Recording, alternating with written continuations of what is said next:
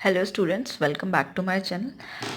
Previous lecture में हम लोगों ने एक टॉपिक डिस्कस किया था जिसमें हमने एक ईआर मॉडल को टेबुलर फॉर्म में कन्वर्ट किया था, रिलेशन मॉडल में कन्वर्ट किया था। तो कुछ प्रॉब्लम्स हमने डिस्कस की थी, प्रॉब्लम 1, प्रॉब्लम 2 और प्रॉब्लम 3। तो आज इनको सॉल्व करते हैं। कुछ स्टूडेंट्स की क्वेरीज भी आई थी। तो जो हमारी प्रॉब्लम 1 है उसमें हमारे पास 3 एंटिटीज़ हैं, 3 रिलेशन हैं। तो जो हमने 7 रूल्स पढ़े थे ईआर मॉडल को कन्वर्ट करने के, उसमें एक था रूल 5 जिसमें हमें बाइनरी रिलेशनशिप के बेस पे 4 केसेस थे हमारे पास, केस 1, केस 2, केस 3, केस 4, जिसमें 1 to many, many to many, many to 1 और 1 to 1 केस थे। तो इनके बेसिस पे हम आज ये ईआर मॉडल, बेसिकली यही रूल सबसे ज़्यादा यूज़ किया जाता है ईआर मॉडल को कन्वर्ट करने के लिए इन टेबुलर फॉर्म। तो सबसे पहले रिलेशन, हमारे पास 3 रिलेशन है, हम इसको लिख लेंगे R1, R2 एंड R3। तो सबसे पहले देखेंगे कि R1 पे इन केस में से कौन सा वाला केस अप्लाई हो रहा है। तो R1 में हमारे पास अप्लाई हो रहा है, जैसा हम ईआर मॉडल देखेंगे, यहाँ पे है हमारे पास मैनी टू 1 रिलेशनशिप। तो केस 3 अप्लाई होगा जिसमें 2 टेबल आर रिक्वायर्ड। ओके, तो हम लिख लेते हैं पहले केस 3। फिर R2 में, R2 भी सेम रिलेशनशिप है यहाँ भी, तो यहाँ भी केस 3 अप्लाई होगा हमारा। एंड इन R4 में हमारा केस 1 अप्लाई होगा जिसमें हमारा क्या कहता था, मैनी टू मैनी रिलेशनशिप था। तो ये है हमारा केस 1। केस 1 में 3 टेबल यहाँ पर रिक्वायर होंगी, यहाँ पे 3, यहाँ पे 2 और यहाँ पे भी 2 टेबल। तो R1 के लिए देखते हैं टेबल कौन कौन सी हो सकती हैं। R1 के लिए बनेंगी हमारी टेबल रूल के अकॉर्डिंग, जो था हमने प्रीवियस स्टडी भी किया था, तो 2 टेबल आर रिक्वायर्ड। तो R1 के लिए A R1 और B के हमारा सिर्फ जो की एट्रीब्यूट है, A के हमारे दोनों एट्रीब्यूट आएंगे, A1 A2 और B का की एट्रीब्यूट। ओके, फिर यहाँ पे 2 टेबल आर रिक्वायर्ड, तो एक इसके लिए हुई और एक B दूसरी एंटिटी के लिए, और इसमें इसके दोनों एट्रीब्यूट आएंगे B1 और B2। ओके, सेम केस 3 हम R2 पे अप्लाई करेंगे। तो यहाँ A R2 क्या कहता है, इसमें A1 A2 और C की एट्रीब्यूट। ओके, और C के दोनों एट्रीब्यूट C1 और C2। फिर R3 के लिए हम कर रहे हैं, R3 में केस 1 अप्लाई होगा। तो केस 1 अप्लाई होगा तो इसमें क्या होगा, 3 टेबल रिक्वायर्ड है हमें। ओके, R3 के लिए तो 1, 2 और 3। तो सबसे पहले हम B के लिए लिख लेते हैं B1 और B2। फिर R3 में क्या होंगे, इन दोनों के पार्टिसिपेटिंग जो एंटिटीज़ हैं, इन दोनों के की एट्रीब्यूट्स आ जाएंगे, B1 और C1 और C1 C2। अब हमें ये देखना है, ऐसे तो 4 5 6 7 टेबल बन गई है, लेकिन अब इसमें कुछ टेबल ऐसी है जो ओवरलैप भी कर रही होंगी। जैसे हम देखेंगे कि ये एक टेबल है जो ओवरलैप कर रही है, तो हम इसको सिंगल टेबल लिखेंगे, B1 और B2। एक टेबल हमारी ये हो गई। ऐसी एक और टेबल है जो 2 टाइम्स आ रही है, इसको हम सिंगल टाइम लिखेंगे C1 C2। और एक R3, ये हमारी एकदम अलग टेबल है, इसको हम लिख सकते हैं R3 B1 और C1, दोनों हमारे की एट्रीब्यूट्स से। अब ये दोनों टेबल बची हैं, इनमें एक टेबल जो है हमारी, एक एंटिटी कॉमन है, तो हम क्या करेंगे, हम इसको कंबाइन कर देंगे। कैसे, इन दोनों टेबल्स को AR1 और A हमारे पास ऑलरेडी है तो R2, और इन दोनों के जो एट्रीब्यूट्स हैं A1 A2 B1, और A1 A2 ऑलरेडी आ गए हैं, और यहाँ पे C1। ओके, तो ये टोटल नंबर ऑफ 1 2 3 और 4 टेबल यहाँ पे बन गई हैं जो हमारी प्रॉब्लम 1 थी।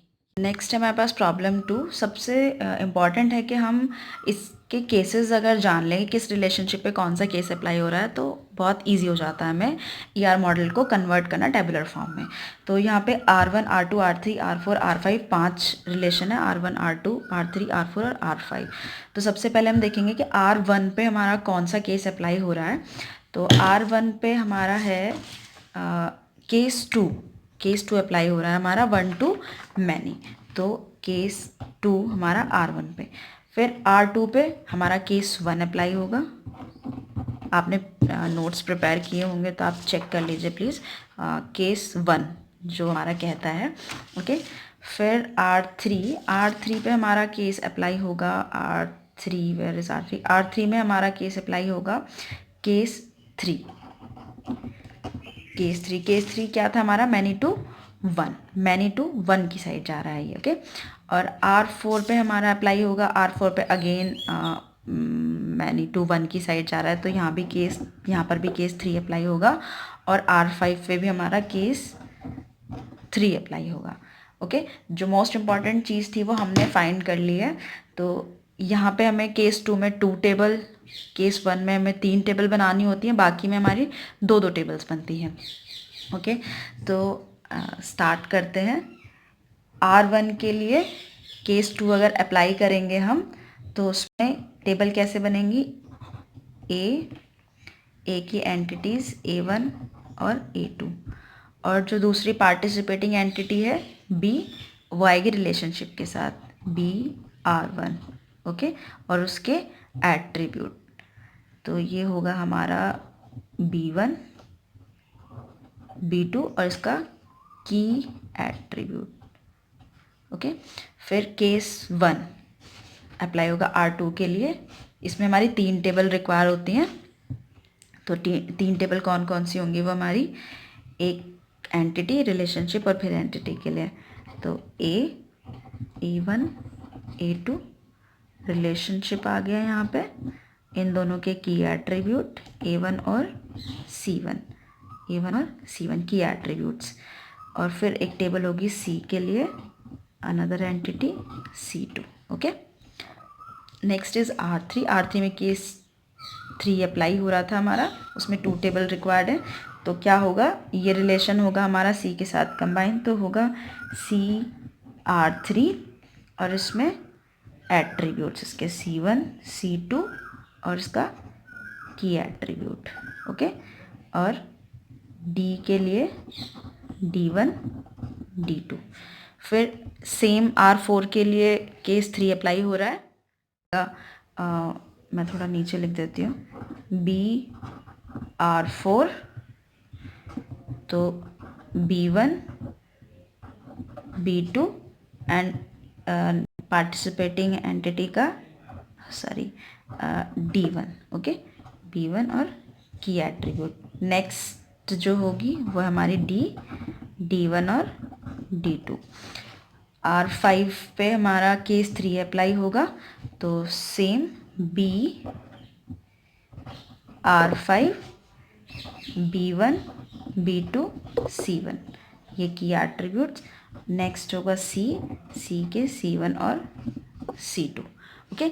अब ये टोटल, अब इसी तरह जैसे प्रीवियस प्रॉब्लम में हमने चेक किया था, यहाँ पे हम जो ओवरलैप कर रही होंगी टेबल्स, उनको सिंगल टाइम हम लोग कंसिडर करेंगे।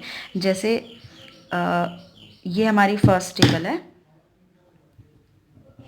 एक टेबल ये बनी हमारी, ये R2 में भी एग्जिस्ट करती है और कहीं नहीं, तो हम इसको A1 A2, ओके। फिर इसी तरह चेक करते हैं C1 यहाँ भी एग्जिस्ट कर रही है, तो हम इसको सिंगल टाइम लिखेंगे, C1 और C2, सॉरी, यस। और इसी तरह D टेबल, ये भी हम सिंगल टाइम D1 और D2, ओके।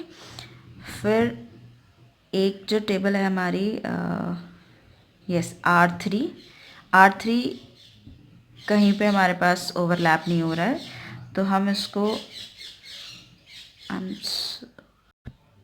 अभी जो CR2 है हमारे पास, तो सॉरी जो C टेबल थी हमारी, C और C यहाँ पे मैच हो रहा है, और एक C जो टेबल है हमारी यहाँ भी एग्जिस्ट कर रही है CR3 के साथ। तो हम क्या करेंगे, इस टेबल के साथ जो C ओवरलैप कर रही थी, हम इसको भी यहाँ पे कंबाइन कर देंगे क्योंकि एक एंटिटी यहाँ भी है। तो इस टेबल का नाम क्या हो जाएगा, CR3, और C1 C2 ये कॉमन एट्रीब्यूट्स हैं। एक और अलग आ जाएगा यहाँ पे, जो क्या होगा हमारा D1। ओके, तो ये हमारी एक टेबल हो गई है। फिर नेक्स्ट हमारी होगी एक R2 जो बिल्कुल डिफरेंट टेबल है, A1 एंड C1 और A1 एंड C1। अब जो रिमेनिंग टेबल बची है हमारी BR1, BR4 और BR5, यहाँ पे क्योंकि सब में एक टेबल कॉमन है, एक जो एंटिटी है वो कॉमन है, तो हम इसके बेस पे इन तीनों को कवर करेंगे। तो B1, R1, R4 और R5, और इन सब के एट्रीब्यूट्स B1, B2, A1। तो B1, B2 आ चुका है ऑलरेडी यहाँ पे D1, तो B1 की एट्रीब्यूट है और A1 की एट्रीब्यूट है और D1 की एट्रीब्यूट है हमारा, और फिर एक लास्ट बचा C1। ओके, तो ये हमारी हो गई 1 2 3 4 एंड 5 टेबल इन प्रॉब्लम 2 में हमारी total number of 5 table cover होंगी। फिर नेक्स्ट हम देखते हैं प्रॉब्लम 3 हमारी क्या कहती है। It's so simple, I think you must have to try this your own, but discuss करते हैं इसको भी। यहाँ पे दो हमारे पास रिलेशन है, R1 एंड R2। R1 में हमारे पास केस 2 अप्लाई होगा और R2 में हमारे पास केस 3 अप्लाई होगा। तो केस 2 में 2 टेबल होंगी और केस 3 में भी 2 ही टेबल होंगी। तो क्या होगा हमारे पास E1, A1, A2, और यहाँ पे दूसरी क्या होगी R1, E2, जिसके एट्रीब्यूट होंगे B1, B2, B3 और A1। ओके, इसी तरह R2 के लिए टेबल बनेगी एक E3 जिसमें C1 और C3 होंगे, और दूसरी टेबल बनेगी E2, R2। Okay, E2, R2 के सारे एट्रीब्यूट्स B3 और इसका E3 का की एट्रीब्यूट C1। ओके, अब इन दोनों में जो कॉमन टेबल्स आएंगी वो क्या होंगी, इसको साफ छिपा देते हैं। एक टेबल ये हो गई, दूसरी टेबल ये होगी, और थर्ड टेबल हमारी क्या होगी यहाँ पे, क्योंकि E2 हमारी एक कॉमन एंटिटी है, तो नेक्स्ट टेबल का नाम होगा हमारा E2, R1 और R2, और इनके जो भी एट्रीब्यूट्स होंगे वो सभी एट्रीब्यूट्स यहाँ पे होंगे। तो ये थी हमारी 3 प्रॉब्लम, उनके solution. I hope you understand very well. Thank you so much students.